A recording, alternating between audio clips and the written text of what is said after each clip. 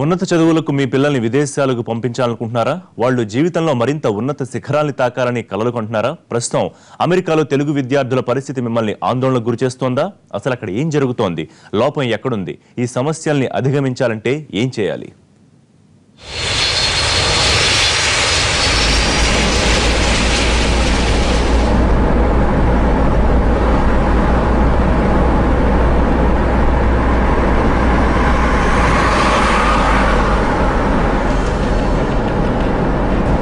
ఇదేదో మొదటిసారి జరిగిన ఘటన కాదు. ఇప్పటి వరకు చాలా మంది భారతీయ విద్యార్థులు ఇలా డాలర్ డ్రీమ్స్ తో అమెరికాకు వెళ్లి ఇమిగ్రేషన్ దాటకుండా వెనక్కి వచ్చేశారు. ఇప్పుడు కూడా అదే జరిగింది. ఎంఎస్ చేయాలన్న ఆశతో 19 మంది తెలుగు విద్యార్థులు అమెరికాకి బయలుదేరారు. ఎయిర్ ఇండియా ఫ్లైట్ లో అమెరికాకి వెళ్లిన వాళ్ళంతా శాన్ ఫ్రాన్సిస్కో చేరుకోగానే ఊహించని పరిణామం ఎదురైంది. అక్కడ ఇమిగ్రేషన్ అధికారులు విద్యార్థులందరినీ 2 రోజుల పాటు నిర్బంధించి చివరికి వెనక్కి వెళ్లిపోవాలని తేల్చేశారు. అమెరికాలో ఎంఎస్ చేయాలనుకుంటే పాస్పోర్ట్, వీసాతో పాటు జరు సంస్థ జారీ చేసే I-20 సర్టిఫికేట్, ఆ కాలేజ్ అడ్మిషన్ ప్యాకేజ్, జరు విద్యార్థికి ఉన్న ఆర్థిక పరిస్థితిని చెప్పే పత్రాలు, ఒరిజినల్ సర్టిఫికేట్లు, అధికారిక ట్రాన్స్క్రిప్ట్ అన్ని పక్కాగా ఉండాలి. అంతే తప్ప అరకొర పరిజ్ఞానంతో అక్కడేదో పనిచేసి చదివేద్దాం అని అడుగు పెడితే ఇబ్బందులు తప్పవు. నిజానికి అమెరికాలో చదువుకోవడానికి వెళ్ళి పార్ట్ టైం జాబ్లు చేయడం అక్కడ చట్టరీత్యా విరుద్ధం. కానీ చాలా మంది భారతీయ విద్యార్థులు పాకెట్ మనీ కోసం చిన్న చిన్న ఆఫీసులు, హోటల్స్, పెట్రోల్ బంక్లలో కొన్ని గంటలు పనిచేస్తారు. కానీ దీన్ని కూడా వాళ్ళు సహించడం లేదు. అయితే సరైన పత్రాలుంటే అమెరికాలో నిరభ్యంతరంగా ఎంఎస్ పూర్తి చేయొచ్చు. కానీ సరైన అవగాహన లేక కన్సల్టెన్సీస్ ని నమ్మి చాలా మంది ఇలా అడ్డంగా మోసపోతున్నారు. రైట్, గ్రాడ్యుయేషన్ పట్టా చేతికి రాగానే కోటి ఆశలతో తల్లిదండ్రుల ఆశయాలను మోసుకుంటూ అనేక మంది విద్యార్థులు యుఎస్ ఫ్లైట్ ఎక్కుతున్నారు. కానీ ఈ మధ్యకాలం మనం చూస్తూ ఉంటే ఎంత వేగంగా వెళ్లారో అంతే వేగంగా తిరుగు టపాలో ఆ ఫ్లైట్లో మళ్ళీ వెనక్కి వచ్చేస్తున్నారు. కారణం ఏంటి అంటే అక్కడ వాళ్ళు సరిగ్గా సమాధానం చెప్పట్లేదు, వీళ్ళు సరిగ్గా సమాధానాలు చెప్పట్లేదు, అనుమతులు లేని యూనివర్సిటీలకు వెళ్తున్నారు, అందుకు మేము అలౌ చేయట్లేదని వాళ్ళు చెప్తున్నారు. అసలు ఏం జరుగుతోంది? ఈ మధ్య దాదాపు ఇవాళ 24 మంది విద్యార్థులు వెనక్కి వచ్చేసారు అమెరికా నుంచి. దాదాపు 60 నుంచి 70 మంది వరకు విద్యార్థులు గత వారం 10 రోజుల నుంచి వెనక్కి వచ్చేసారు. ఏం జరుగుతోంది? పిల్లలతో పాటు తల్లిదండ్రులు కూడా తీవ్రమైన మానసిక వేదన అనుభవించడంతో పాటు లక్షల్లో డబ్బు నష్టపోతున్నారు. దీనికి ఫుల్ స్టాప్ పెట్టే ప్రయత్నం చేద్దామని ఎన్టీవీ ఇవాళ డాలర్ డ్రీమ్స్ అనే ఒక బిగ్ డిబేట్ ని టేకప్ చేస్తోంది. మనతో పాటుగా అమెరికా వెళ్లి వెనక్కి వచ్చేసిన విద్యార్థులు ఉన్నారు, అలాగే ఎక్స్పర్ట్స్ ఉన్నారు, కన్సల్టెన్సీ నిపుణులు ఉన్నారు, అనేక మంది దీనికి సంబంధించి అవగాహన ఉన్న వాళ్ళతో ఇవాళ మాట్లాడి ఒక పరిష్కారాన్ని కనుగొనే మార్గం ఇవాళ చేద్దాము. మనతో పాటు ప్రస్తుతం డిబేట్ లో పాల్గొంటూ ఉన్నారు Enoch James, CEO of smart getters. Hello అండి. అలాగే వికాస్, ఆయన స్టూడెంట్, యుఎస్ వెళ్ళి మళ్ళీ వెనక్కి వచ్చేసి ఉన్నారు, వారు మనతో జాయిన్ అయ్యారు. హలో వికాస్. అలాగే శ్రీకాంత్, మరొక స్టూడెంట్ ఉన్నారు. మరోవైపు శ్రీదేవి గారు ఉన్నారు, vice president of Valmiki foreign educational services. Hello Sridevi గారు. అలాగే మనతో మరో స్టూడియో నుంచి జాయిన్ అవుతున్నారు శ్రీలత గారు, తెలంగాణ ఐటీ అసోసియేషన్ జనరల్ సెక్రటరీగా ఉన్నారు, మహిళా విభాగానికి సంబంధించి. అలాగే సుమిత్ చందర్, ఐటీ ప్రొఫెషనల్ కూడా ఉన్నారు. వీళ్ళందరితో పూర్తి స్థాయిలో మనం ఇవాళ డిస్కషన్ చేద్దాం, దీనికి ఒక పరిష్కారాన్ని కనుగొనే ప్రయత్నం చేద్దాం. ముందుగా విద్యార్థులతో మాట్లాడదాము. వికాస్, చెప్పండి, ఎప్పుడు వెళ్ళారు మీరు? ఎందుకు వాళ్ళు వెనక్కి వచ్చేయాల్సి వచ్చింది? అంటే వెళ్ళగానే వాళ్ళు మిమ్మల్ని ఇమిగ్రేషన్ లో ఫస్ట్ అడిగిన క్వశ్చన్స్ ఏంటి? సార్, నేను 21st ఈవినింగ్ ఇక్కడ నుంచి వెళ్ళాను సార్. 21st ఈవినింగ్ 5:30కి వెళ్ళాను. అండ్ అక్కడికి అబుదాబిలో నా ఇమిగ్రేషన్ అయింది. 9 o'clockకి అబుదాబికి వెళ్ళాను. 11 o'clockకి వాళ్ళు ఇమిగ్రేషన్కి రమ్మన్నారు. వెళ్ళాను, మాట్లాడాను వాళ్ళతో. ఫస్ట్ ఎంట్రన్స్లో వాళ్ళు నన్ను కొన్ని క్వశ్చన్స్ అడిగారు. ఈ యూనివర్సిటీ ఏంటి, మీ డాక్యుమెంట్స్ అన్ని చూపించండి అని అన్నారు. నేను చూపించాను, అన్నీ చెక్ చేశారు. అన్ని documents are okay, please wait outside అని అన్నారు. నేను వెయిట్ చేశాను బయట. ఒక 2 hours తర్వాత మళ్ళీ పిలిచి లోపల ఇంట్రాగేషన్ ఒక రూమ్ ఉంది, దాంట్లో నన్ను పర్సనల్ ఇంటర్వ్యూ చేశారనమాట. ఈ పర్టికులర్గా ఈ యూనివర్సిటీ ఎందుకు చూస్ చేసుకున్నారు, ఎవరు ఫండ్ చేస్తున్నారు, ఏంటి అన్నీ అడిగారు. నేను అన్నీ చెప్పాను.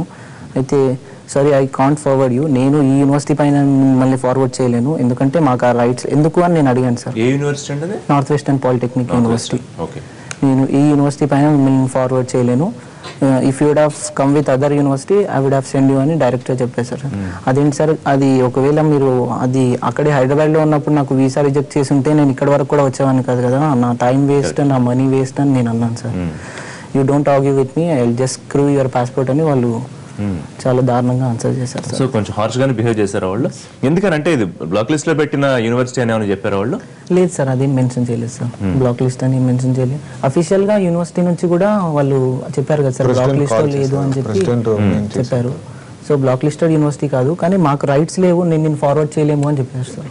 సో మీరు వెనక్కి వచ్చేసారు, కానీ ఏ రీజన్తో మిమ్మల్ని వెనక్కి పంపించారు అనే క్లారిటీ మీకు కూడా లేదు. రైట్. శ్రీకాంత్, మీరు ఎప్పుడు వెళ్ళారు, మీకు ఎట్లాంటి అనుభవం ఎదురైంది? నేను 21st ఎక్కానండి. నేను 22nd అక్కడ ఇమిగ్రేషన్ అయింది నాకు అవ్వగానే వాళ్ళు ఏం చెప్పారంటే, నాకు ఇది కాకుండా ఇంకా 2 యూనివర్సిటీ I-20s ఉన్నాయండి. నేనేం చూపించానండి, అవి కూడా నేను చూపిస్తాను అన్నారు. మీ NPU మీద అడ్మిషన్ నేను పంపించలేను నేను, ఎందుకంటే మీదే బ్లాక్ లిస్ట్ లో ఉందని అంటున్నారు. కానీ నేను ప్రూఫ్ యూనివర్సిటీ NPU అండి నాది కూడా. కానీ నేను చేంజ్ చేసుకుందాం అనుకున్నాను వేరే యూనివర్సిటీస్కి. కానీ I have 3 I-20s, other I-20s. They taken that also. అంటే 3 I-20s కూడా తీసేసుకుని రాసేసుకుని వాళ్ళు ఏమంటున్నారు అంటే, ఈ 3 కూడా వ్యాలిడ్ కాదా అని అంటున్నారు. ఓకే. నేను అన్నాను పోనీ మిగతా 2 ఏంటి I-20s? మిగతా 2 వచ్చేసి SVU అండి. SVU ఒకటి, మళ్ళీ ఇంకోటి SCCT అని ఒకటి ఉంది, సిలికాన్ వ్యాలీ. SVU అంటే సిలికాన్ వ్యాలీ ఒకటి, American college of commerce and tech అని ఒకటి ఉందండి, అది కూడా అండి. అది వచ్చి వర్జీనియాలో ఉందండి, ఇది వచ్చి పక్కనే, దాని పక్కనే ఉంటుందండి. నేను NPU పెట్టుకున్నానండి. SVU కన్నా NPU కొంచెం బాగుందని పెట్టుకున్నానండి. అలా చెప్పారు. ఫస్ట్ థింగ్ ఏంటంటే, ఇది కాకుండా వేరే ఏదైనా ఉంటే పంపిస్తాను. నేను వేరే I-20 తీసి చూపించాను. అప్పుడేమంటున్నారు, ఇవి కూడా వ్యాలిడ్ కాదు అంటున్నారు.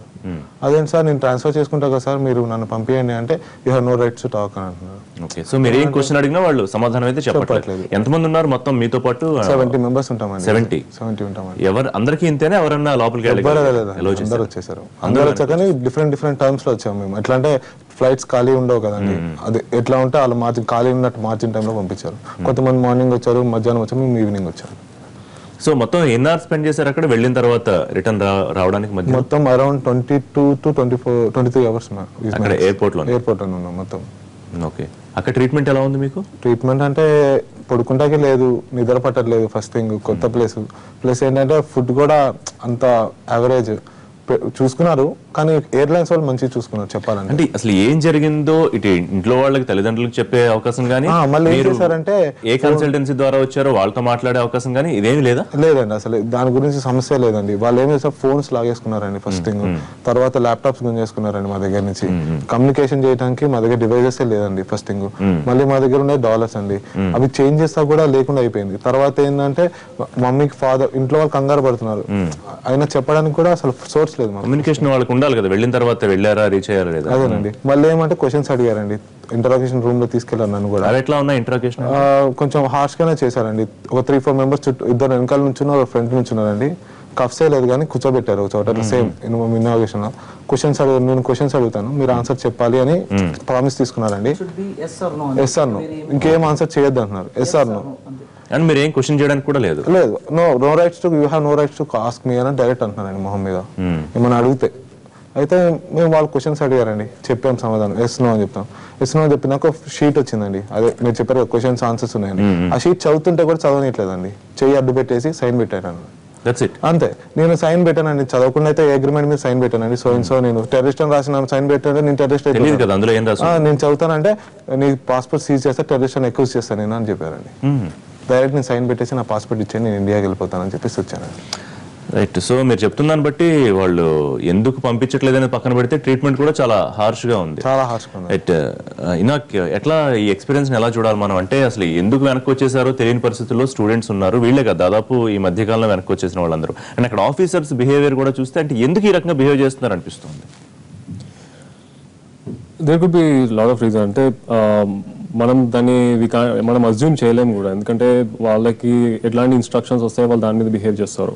ఇప్పుడు ఇదే కాకుండా మీరు ఒకవేళ 1-2 years ఇన్ ద పాస్ట్ చూసినా కూడా కొన్ని యూనివర్సిటీ షట్ డౌన్ కూడా అయిపోయాయి. So there is a chance that ఒకవేళ ఎవరైనా అలిగేషన్స్ వేసిన యూనివర్సిటీస్ మీద, there is a possibility. ఇప్పుడు in the past IT companies కూడా అయ్యాయి, same situation happened. Lot of H1 consultancies వాళ్ళని చాలా మంది షట్ డౌన్ చేసేసారు, చాలా మంది back they had to come back. Okay. So కొన్నిసార్లు రీజన్ లేకుండా కూడా వాళ్ళు కొన్ని యాక్షన్స్ తీసుకునే అథారిటీ వాళ్ళకు ఉంటుంది.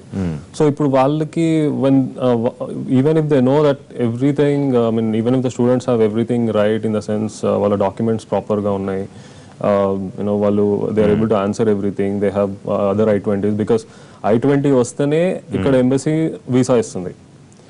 Plus they have to answer in front of the in front of the embassy here. అది అంతా అయిన తర్వాత after 2 different appointments they get the visa, right, and then they have to travel. So we can't assume, but at the same time we don't know what is going on in the background.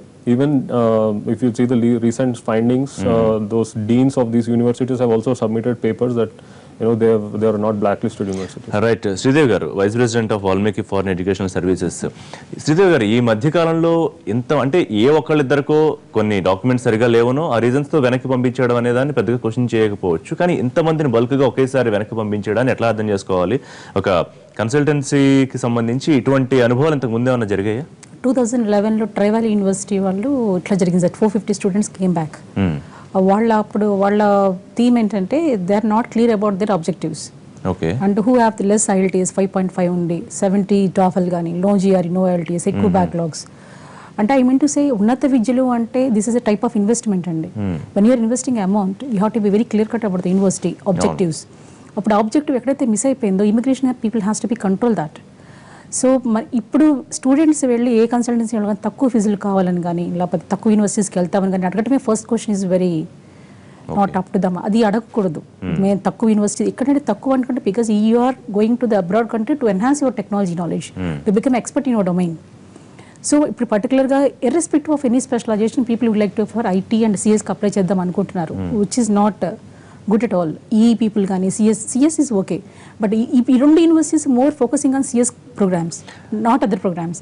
ఈ controlling system అయిపోయిందంటే ఒకే రోజు San ఫ్రాన్సిస్కోలో airport of ఎంట్రీలో 2000+ students are traveled at a time. Okay. Group of students. Okay. So immigration officers, they have an eye why these people are coming to the same university continuously on the same day. But ఇక్కడ ఒక question ఏంటంటే వీళ్ళు ముందు options పెట్టుకునేటప్పుడు కన్సల్టెన్సీల through పెట్టుకుంటారు. అంటే వాళ్ళు ఒక మీడియేటర్ గా వ్యవహరిస్తుంది కన్సల్టెన్సీ, ఫీజులు కూడా కట్టేస్తారు. కానీ అనుమతులు లేవు అని చెప్పి ఇమిగ్రేషన్ టైంలో ఆపేయడం అనేది, అది కాకుండా ముందే ఫెడరల్ అధికారులు యూనివర్సిటీలకు సంబంధించి ఈ యూనివర్సిటీలకు అనుమతి లేదు, మీరు రావడానికి వీలు లేదని వాటిని ఒక బ్లాక్ లిస్ట్ పెట్టి వెబ్సైట్ లో పెడితే అప్పుడు వీళ్ళకి ఈజీగా ఉంటుంది. యూఎస్ఏలో ఎక్కడ బ్లాక్ లిస్టెడ్ యూనివర్సిటీ అని ఉండదు sir. The maintenance of the university, what type of the programs they do have, అంటే అది క్వాలిటీ ఆఫ్ ఎడ్యుకేషన్ ఎంతవరకు ఉందనేది మనమే ఇక్కడ వెబ్సైట్ ద్వారా ఆథరైజ్డ్ వెబ్సైట్స్ ఉన్నాయి సార్. CSE.org వెబ్సైట్లోకి వెళ్తే whether it university is accredited or not అని తెలుస్తుంది. దాన్ని బట్టి మనం తెలుసుకోవాల్సింది తప్పితే consultancies once upon a time yes they do give the suggestions. Nowadays students have their own choice. They're not listening to it all. If you have the 300+ GRE, yes obviously we do good apply for the state universities and all. But తక్కువ యూనివర్సిటీస్కి ఎందుకు వెళ్ళాల్సి వస్తుందంటే అది మన choice కూడా, మన parents కూడా awareness ఉండాలి. స్టూడెంట్ పేరెంట్స్ కూడా 7 కాంటినెంట్స్ క్రాస్ చేసి వెళ్తున్నప్పుడు they have to be very alert. ఇలా కానప్పుడు ఎప్పుడైతే ఆబ్జెక్టివ్ మిస్ అయిందో these type of damages will do happen. Right అండి, మాట్లాడదాం. ఇంకా మనతో పాటు మరొక స్టూడెంట్ రోహిత్ కూడా జాయిన్ అయ్యారు. రోహిత్, మీరు మీ ఎక్స్పీరియన్స్ ఏంటండి? మీరు ఫేస్ చేసింది, మనం వికాస్ శ్రీకాంత్ వాళ్ళు ఎలాంటి అనుభవాన్ని అక్కడ ఫేస్ చేశారనేది విన్నాము. మీరు ఎప్పుడు వెళ్ళారు, ఏం జరిగింది అక్కడ మీకు? ఎస్, నేను 30th Decemberకి వెళ్ళాను ఇక్కడ నుంచి. My port of entry was at Seattle, Hyderabad to Dubai, Dubai to Seattle. నేను తెల్లారుజామున 5:30కి అక్కడ చేరుకున్నానండి. 6కి 10 minutes అప్పుడు గేట్స్ ఓపెన్ అయ్యాయి. 6 o'clock నాకు ప్రైమరీ ఇమిగ్రేషన్ ఆఫీసర్ క్లియరెన్స్ అయ్యింది. She ask me my I-20 passport and visa. నేను అన్ని చూపించాను. దాని తర్వాత she guided me to the interrogation room where I have met CBP officer. So as soon as I entered into that room, నాకు నా డాక్యుమెంట్స్ అన్నీ check చేశారు. He did not allow me to touch my bag. I told him, officer can I help you out in sowing the documents, but whatever necessary documents ఉన్నాయో అవన్నీ తీసుకున్నాడు అతను. Like my I-20 educational documents, my DD, everything. He checked everything. So whatever necessary documents ఉన్నాయో తీసుకొని పెట్టుకున్నాడు పక్కన. Then he asked me, so what is the intention of coming and joining the NPU అన్నాడు. I told him my intention is to pursue my masters and upgrade my skills. నా background బీటెక్లో computer science అండి. I'm passed out in 2012.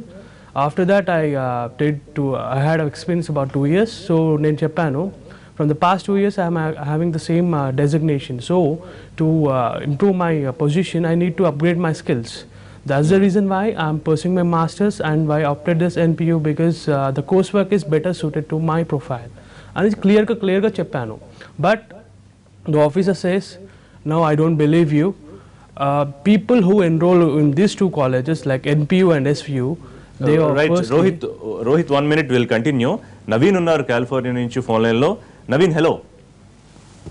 Hi అందరికి hi అండి, అక్కడ ఉన్న వాళ్ళకి. Hi Naveen. Put you 2-3 points actually అందరికి చెప్తున్నాను. నేను యాక్చువల్గా 2 years నుంచి ఇక్కడనే ఉన్నాను. సో ఎస్పీయూ ఎన్పియూ బ్లాక్ లిస్టెడ్ కాదు, బట్ నాట్ అంటే అంత అబవ్ యావరేజ్ యూనివర్సిటీలు కూడా కాదు. ఒక విషయం గుర్తుపెట్టుకోవాలి, యూనివర్సిటీలు చాలా చిన్న యూనివర్సిటీలు కూడా ఉంటాయి.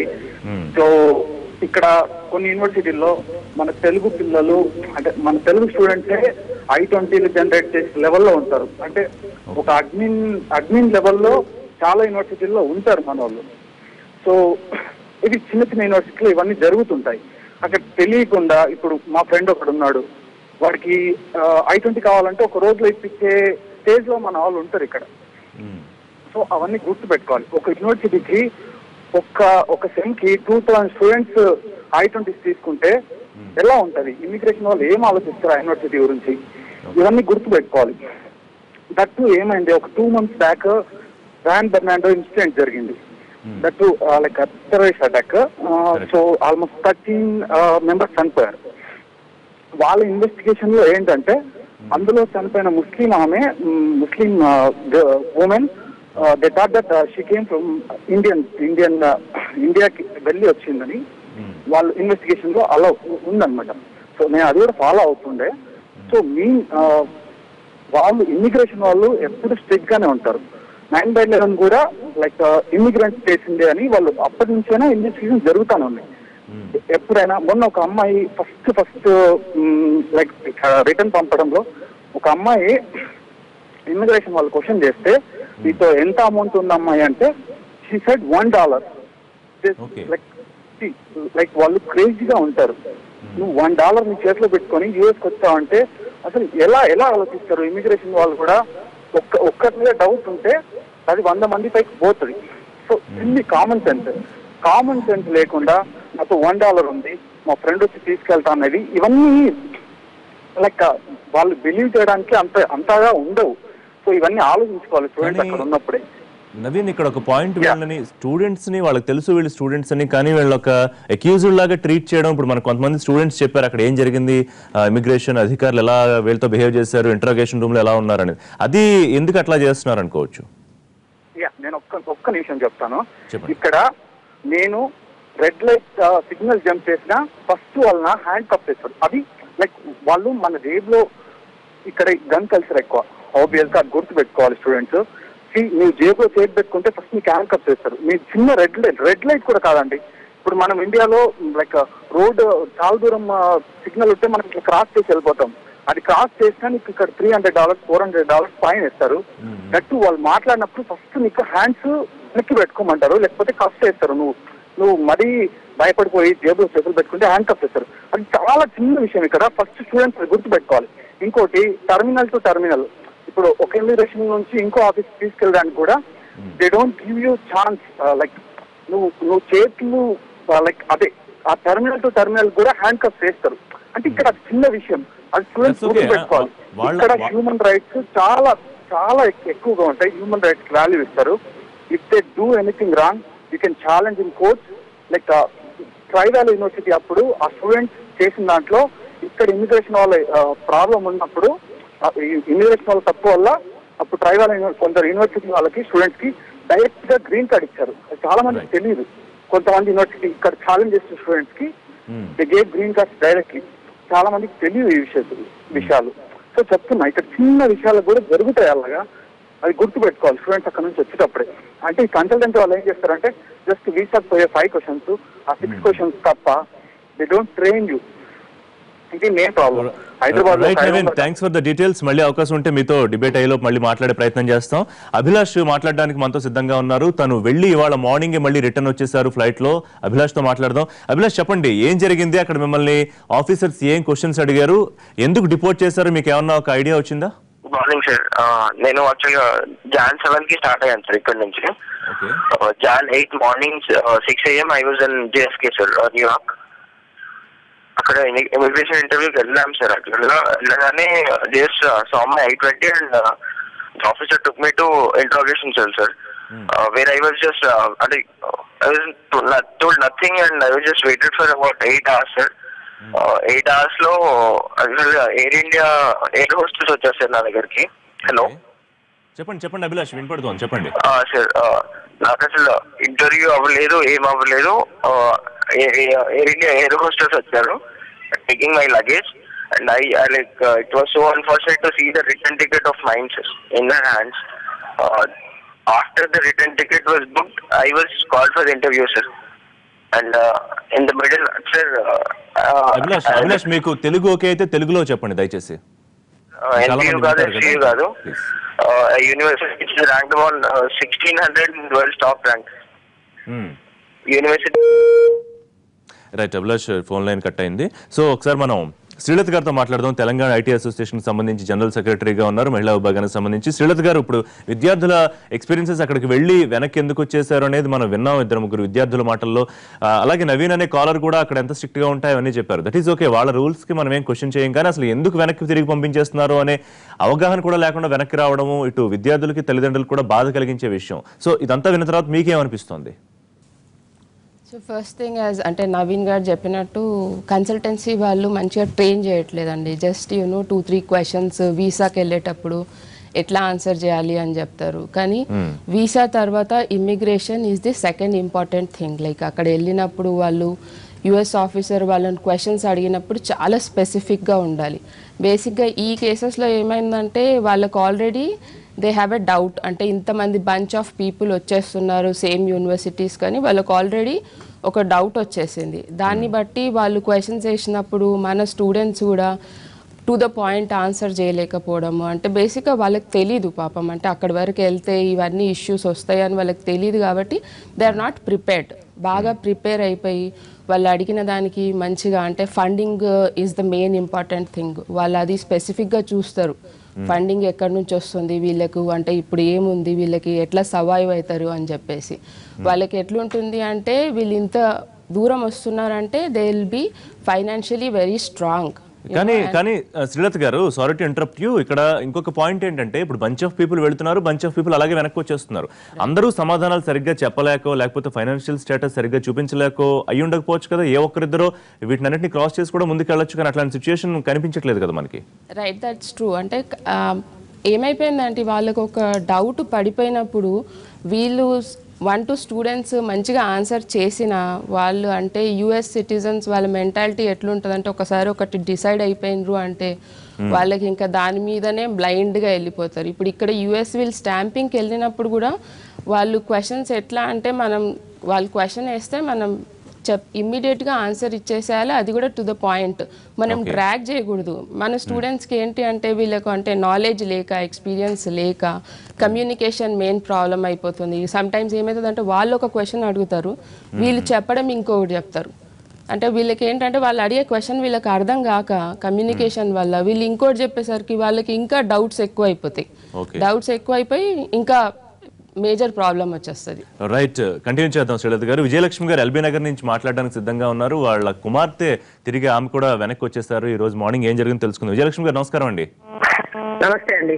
చెప్పండి అమ్మా, ఏం జరిగింది, ఏం చెప్తున్నారు మీ డాక్టర్ వెనక్కి వచ్చాక? మా పాప 21st నాడు ఈవినింగ్ 5 o'clock వెళ్ళిందండి. 23rd ఇండియాకి రిటర్న్ పంపించేశారండి. అయితే అక్కడ ఇమిగ్రేషన్ లో అన్ని మా పాప అన్ని డాక్యుమెంట్స్ అవన్నీ కరెక్ట్ తీసుకెళ్ళాలి. ఇమిగ్రేషన్ లో ఏమి అందరిని ఒక 20-25 మెంబర్స్ దాకా అడిగారంట. ఈవెన్ పక్కన ఉండండి, మేము తర్వాత ఇమిగ్రేషన్ చేస్తామన్నారంట. ఒక 5 minutes తర్వాత యూ గో బ్యాక్ అని ఉన్నారంట మొత్తం అందరినీ. అంటే మా పాప అడిగిందంట, ఎందుకు నన్ను నేనేం పొరపాటు చేస్తాను ఏమిటి అంటే, ఇంకా వేస్తా ఎక్కువ మాట్లాడకండి అని చెప్పేసి యూ గో బ్యాక్ అంతేగా, ఏం అడగలేదంటండి. విజయలక్ష్మి గారు, మీ డాటర్ అనూష అందుబాటులో ఉన్నారా ఇప్పుడు మాట్లాడడానికి మాతో? లేదండి, బయటకు వెళ్ళారు. అయితే మళ్ళీ ఎప్పుడు 23rd నాడు రిటర్న్ పంపించేస్తే ఇక్కడ మన శంషాబాద్ ఎయిర్పోర్ట్ లో దగ్గర ఎన్ని అవర్స్ అంటే 3 o'clock కి శంషాబాద్ ఎయిర్పోర్ట్ కి వచ్చేస్తే మాకు బయటికి వచ్చేసరికి 11:30 అయ్యిందండి. ఇంతసేపు వాళ్ళు పాస్పోర్ట్ దగ్గర పెట్టేసేసుకొని పంపిస్తాం అని చెప్పేసేసి ఇంతసేపు మేము అన్ని డాక్యుమెంట్స్ కరెక్ట్ గా ఉన్నాక కూడా మీరు ఇమిగ్రేషన్ ప్రాబ్లం అని చెప్పి బయటికి పంపించడం ఎంతవరకు న్యాయం అండి? అసలు గవర్నమెంట్ ఏం చేస్తుంది? I-20 ఇచ్చేటప్పుడు ఆలోచన లేదు, వీసా ఇచ్చేటప్పుడు ఆలోచన లేదు. ఇప్పుడు గవర్నమెంట్ ఏమంటారు, పిల్లలు కరెక్ట్ ఆన్సర్ చేయలేదు, కరెక్ట్ సమాధానం చెప్పలేదు అంటారు. ఒక్కరిద్దరు చెప్పారు కానీ అందరికీ అదే సమాధానం తప్పు చెప్తారా అండి? ఒక్కరిద్దరు డాక్యుమెంట్స్ కరెక్ట్ తీసుకెళ్లారు, అందరూ రాంగ్ తీసుకెళ్తారండి? It's a point and discuss చేద్దాం. మనకి డిబేట్ లోపు దీనికి ఒక సొల్యూషన్ వస్తుందేమో చూద్దాం. నెక్స్ట్ గుంటూరు నుంచి ప్రతాప్ రెడ్డి గారు, నమస్తే, మాట్లాడండి. హలో, నమస్తే అండి. మా బాబు 6th మార్నింగ్ ఇక్కడ చెన్నై నుంచి బయలుదేరి వెళ్ళాడండి. And port of entry is Chicago.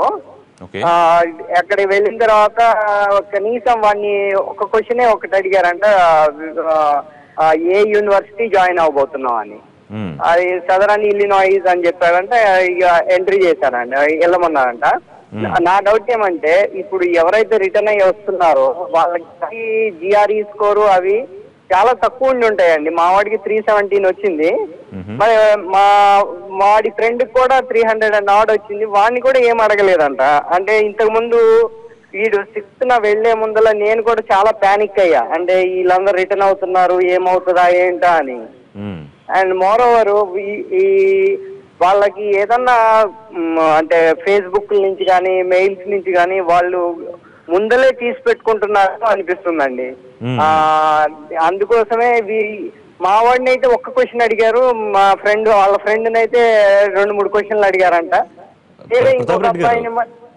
మొత్తం మీ అబ్బాయి వెళ్ళడానికి రావడానికి మొత్తం కన్సల్టెన్సీ కట్టింది, ఫీజులు ఇవన్నీ ఎంత ఖర్చు పెట్టారండి మీరు? మేమండి ఒక 5,000 దాకా 6,000 దాకా ఖర్చు పెట్టామండి. అదే మా వాడు రిటర్న్ రాలేదండి, మా వాడు జాయిన్ అయిపోయాడు, యూనివర్సిటీకి వెళ్ళిపోయాడు. అంటే రైట్, థ్యాంక్ యూ ప్రతాప్ గారు. సో మీకు ఏమనిపిస్తుంది? మనం కొంతమంది స్టూడెంట్స్, ఇప్పుడు పేరెంట్స్ కూడా చెప్తున్నారు, వాళ్ళు కొంత బాధపడుతున్నారు. సరే, డబ్బులు ఖర్చు అవ్వడం కన్నా ముందు పిల్లాడు వెళ్తాడు, వాడు బాగా చదువుకుని పైకి వస్తాడు, జాబ్, ఈ ఆలోచనలన్నీ నుంచి ఒకసారి డ్రాప్ అయిపోయి ఒక బెంగలాగా వాళ్ళు బాధపడుతున్నారు. ఏమనిపిస్తుంది మీకు? ఆబ్వియస్లీ. సో మా పేరెంట్స్ కష్టపడేది, పిల్లల్ని పెంచేది, వాళ్ళు సాక్రిఫైసెస్ చేసేది అంతా వాళ్ళ బెనిఫిట్ కోసమే. సో వాళ్ళు ఏ సాక్రిఫైస్ అయినా కొంతమంది ఇల్లు అమ్మేస్తారు, ల్యాండ్స్ అమ్మేస్తారు, సో టు వాళ్ళ కెరియర్ ఇద్దామని పిల్లలకి. సో వాళ్ళంతా ఇన్వెస్ట్ చేసి, అంత టైం స్పెండ్ చేసి, వాళ్ళంతా సాక్రిఫైస్ చేసి అంతవరకు ఆ స్టేజ్ వరకు వచ్చిన తర్వాత మళ్ళీ బ్యాక్ వచ్చేస్తే obviously there is a huge breakdown. So they want అంటే నెక్స్ట్ ఏంటి అనేది ఇంకా వాళ్ళకి అర్థం కాదు. I mean it has to the cycle has to start again. So that's mentally and psychologically that's a huge factor.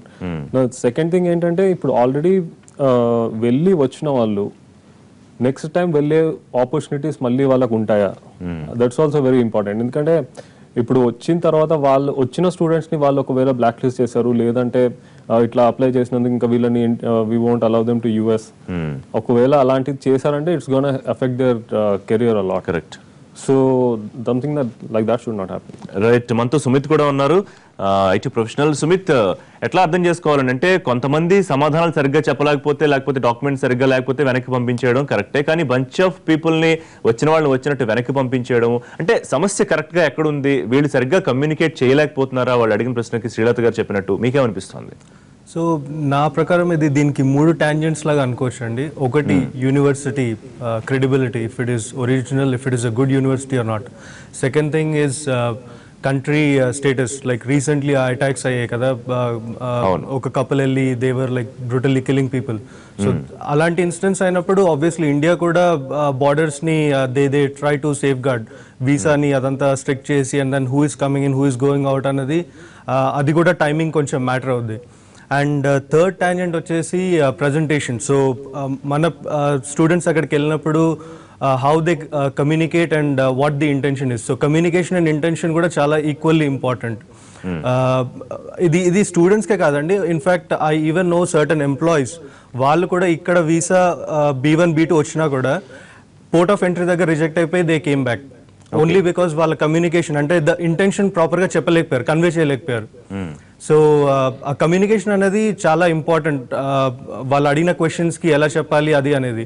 So as a part of Telangana IT association యువ నిర్మాణ programme కింద we have conducted certain sessions even in JNTU university.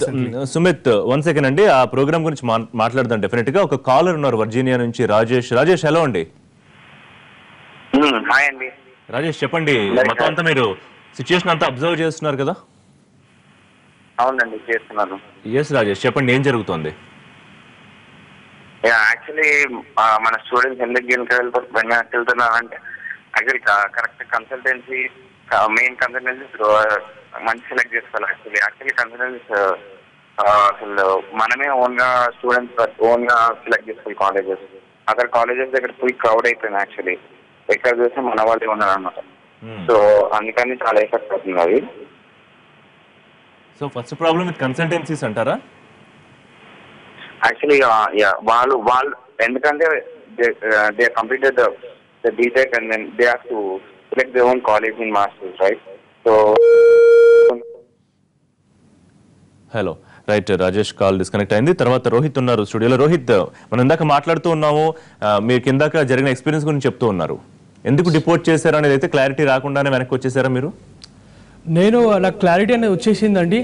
నాకు already mentally decide అయిపోయారు. నా interview it went on from 6 AM in the morning till 1 PM. 7 hours I had a face-to-face interview. He didn't go anywhere. నా ముంగట్నే ఉన్నాడు, నేను అతను ముంగట్నే ఉన్నాను. Complete discussion అయింది. ఇంటర్వ్యూలో ప్రధానంగా ఏం అడిగారు వాళ్ళు, మీరు ఏం చెప్పారు? అతను నా ఇంటెన్షన్ అడిగాడండి. నా ఇంటెన్షన్ క్లియర్గా చెప్పాను. నా ఇంటెన్షన్ ఇక్కడ మాస్టర్స్ పర్సూ చేయడానికి. నేను ఈ స్పెసిఫిక్ కాలేజ్ ఎందుకు చూస్ చేశానంటే నా కోర్స్ వర్క్ ఇక్కడ బెటర్ సూటబుల్ అవుతుంది అని క్లియర్గా చెప్పాను. Then he asked me where are going to stay. నాకు అక్కడ NPU అక్కడ ఎవరు తెలియదండి, పర్సనల్గా మ్యూచువల్ ఫ్రెండ్స్ ఉన్నారు, కానీ I did not take accommodation over they. So నేనేం చేశాను, ఇక్కడ ఇండియా నుంచి ఐ హ్యాడ్ అకామిడేషన్ మోటెల్ 6లో నేను హోటల్ బుక్ చేసుకున్నానండి. I had a printout over they. So I asked him, officer చెప్పాడు మీ ఫైనల్ డెస్టినేషన్ మీరు ఎక్కడ ఉంటున్నారు అని. నేను చూపించాను, ఆఫీసర్ నేను ఇక్కడ మోటెల్లో బుక్ చేసుకున్నాను హోటల్, సో నాకు ఈ రిజర్వేషన్ ఉంది అన్నాను. మీ పర్మనెంట్ అకామిడేషన్ చెప్పండి అన్నారు. ఐ హ్యాడ్ ఎ మెయిల్, నేను కాలేజ్కి మెయిల్ చేశాను December 13th. ఆ మెయిల్ కూడా నాకు ప్రూఫ్గా ఉండే. I asked them accommodation college హాస్టల్స్లో. So even they reverted me the mail giving the cab drivers number. Cab driver number ఉండే, ప్లస్ హోటల్ది హౌసింగ్ క్యాలెండర్ నా దగ్గర ఉండే, అంతా ఉండే. సో అతను ఏం చెప్పాడంటే, how can I believe you that you are going to enter in to this hotel అని అన్నాడు. సో రోహిత్ మీరు కాన్ఫిడెంట్ గా ఉన్నారు, వాళ్ళు అడిగిన క్వశ్చన్స్ అన్నిటికీ సరిగ్గానే ఆన్సర్ చేయగలిగారు అని, అవునా? ఎస్. బట్ అయినా వాళ్ళు మిమ్మల్ని వెనక్కి పంపించారు. అవునండి. ఇంకోటి ఫండింగ్ కూడా మాట్లాడారు. I was carrying about over $1,700 with me cash. Travel card లో క్యాష్ క్యారీ చేశాను. Plus in my account they were about $23,000.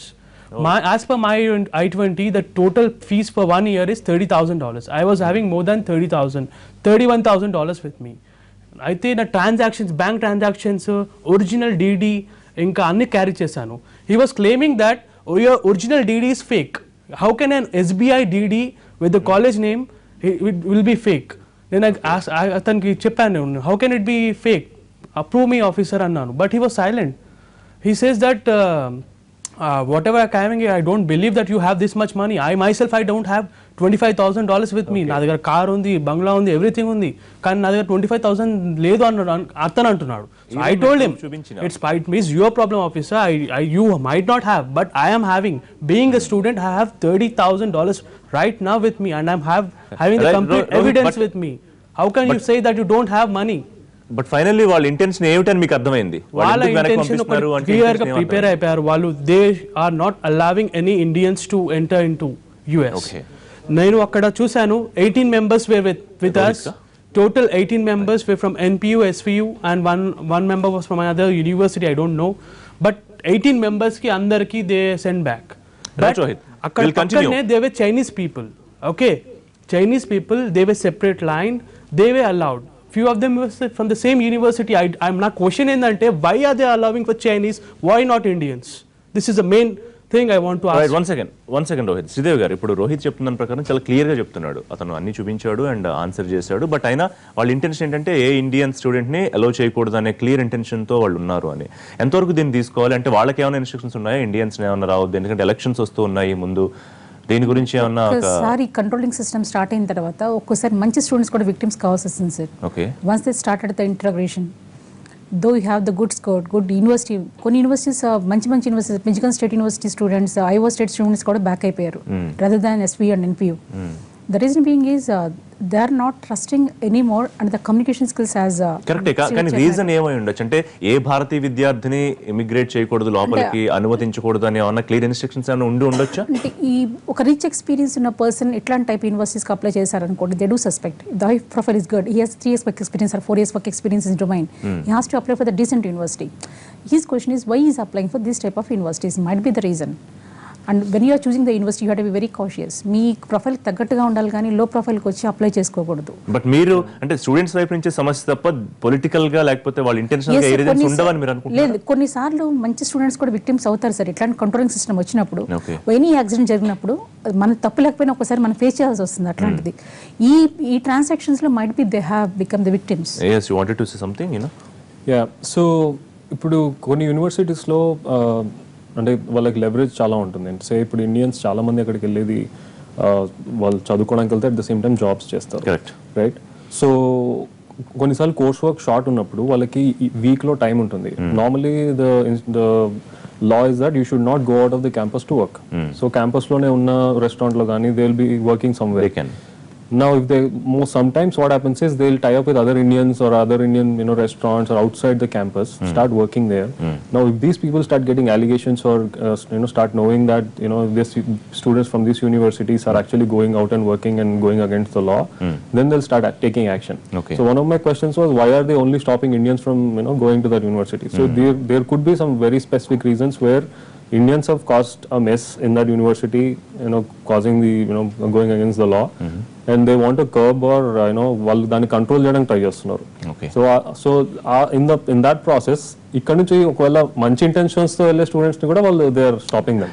Correct. అమ్మాయి అన్నారు కదా సార్, అమ్మాయి మీరు $1 క్యారీ చేస్తున్నారు, అదేంటి రాతపూర్వంగా ఉంటుంది కదా సార్. అది కాకుండా ఇప్పుడు కమ్యూనికేషన్ స్కిల్స్ అంటారు కదా మీరు. ఇప్పుడు వీసా దగ్గర మేము మాట్లాడిపోతే మాకు వీసాలు వస్తా సార్, మీరు ఆలోచించండి.